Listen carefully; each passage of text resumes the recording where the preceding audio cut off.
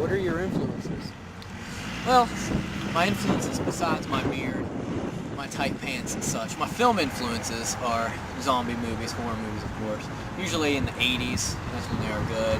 I'm not too big fan of the ones now, except the one I'm making of course, but it kind of brings in the roots back to the 80s. It's kind of Night of the Living Dead-esque.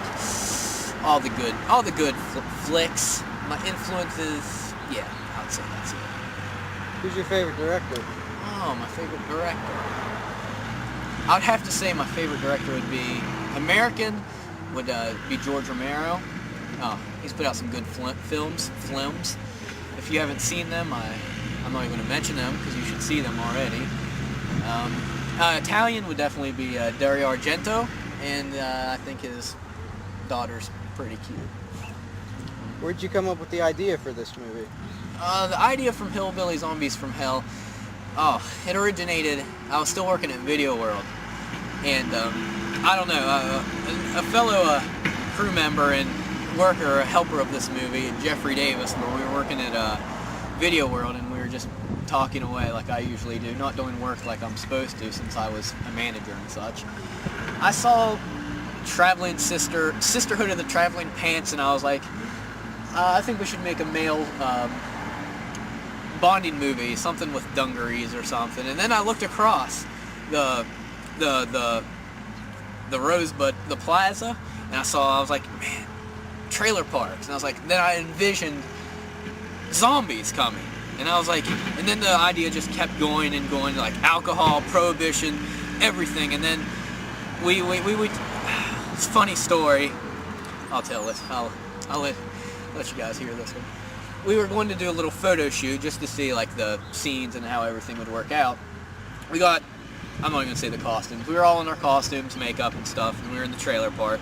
Another bearded friend of mine was setting up the camera and had Jeffrey and I go down the parking lot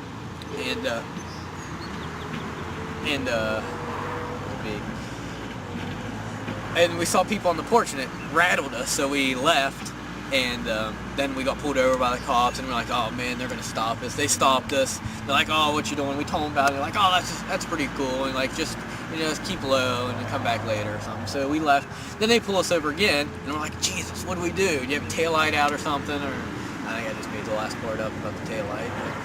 But, and they wanted to take our picture. So then we there was this thing with Video World, something with long hair and beards, and they didn't want bearded people to work there at a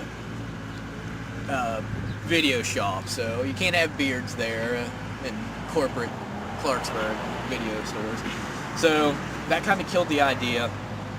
And then I started another job, and I was sitting there late at night because I work midnights, and my mind wanders, and and then the idea came on again, and I talked to Jeffrey, and I was like, listen, I came up with a couple more movies, and then I thought of this one, and I started writing that one again, and I was like, I really want to do this summer. And he's like, you know what, I like that movie, we should do it. That was a long story that didn't need to be told, but I told him anyway. What kind of music is in this movie? Oh, the music. I'm really excited about the music in this movie. It's pretty much what I listen to. I emailed some bands. I'm waiting for some more. And we're going to have, it's everything I listen to, everything from goodness, it's just good. From country, not CMT country, good country, like some, and I don't know. Anti-folk is, that's a good word. Some cello. Ooh. And we're going to have something on our Facebook and our sites that you can check out.